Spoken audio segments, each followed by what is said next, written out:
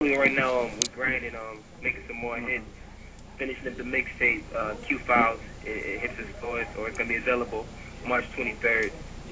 Okay, So beautiful, that's beautiful, it. Doing the beautiful. music grinding, man. All right, beautiful, beautiful. Glad to hear that. You know, Thank you. glad to hear that. We actually got a lot of emails when people found out that we were doing the interview, and they just there's a lot of questions that people want to ask you. So let me ask you: Are you free to talk about everything, correct? Yeah, we going. All right, beautiful, all right, beautiful. all right. So this is something that we do all our celebrity guests, man. We always ask them to take our little Equan Don oath. They'll be like, "Do you swear to tell the truth, the whole truth, and nothing but the truth?" I'm gonna keep it funky for you. Go ahead, you good. All right, all right. Okay, all right. So, all right, making a band. It was a huge show. Millions of people watched it every week. I mean, I was glued to damn TV myself. But before all of that, what were you doing? I was in college. I was studying audio engineering and music business. I was like, man, if I ain't gonna get in singing, I'm gonna figure out some way to try to make it in this business. So I was in college trying to study like the business and the engineering, like the pro tools of the music business. Beautiful. Okay. And okay. All right, so boom. All right, you on TV, you're making the band, boom, boom, boom. After the final episode, and you guys actually made the band. Like, what was the specifics of your deal? Because you hear a lot of people say that you guys got a raw deal. Like, what was the specifics of your deal? Like, did you guys take off? It was like a Pimp and Hoe situation. My issue was it wasn't with the original Bad Boy contract, because I knew what that was coming into the table. We had an opportunity to take it to a lawyer. Like, if you didn't want to sign a contract, you didn't have to do the show. So my issue was never with Puff.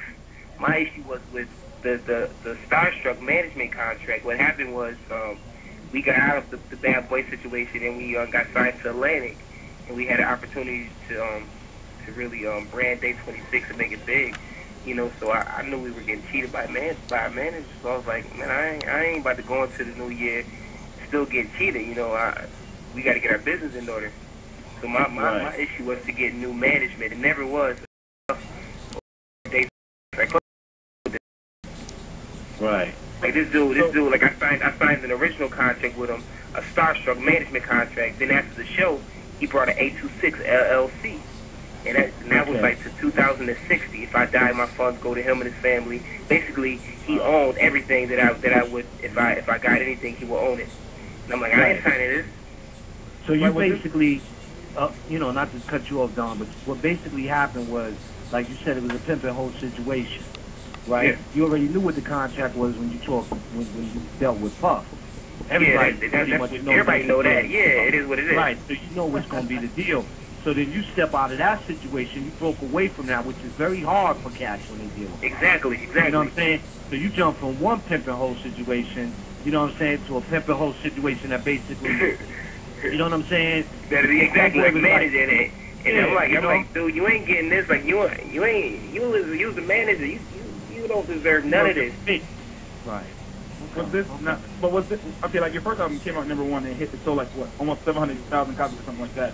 Was he? Yeah, it went pretty big. Yeah. Was he taking a chunk of that deal right there, or was this your manager after the first album? He was it wasn't really in as much as he got out of the second. Okay. The second album, he was able to bring like Put You On More. He was able to bring like his team of engineers in, his people signed to his publishing company. Like, basically, people signed to him. He was able to bring him in to keep the money flowing in his company.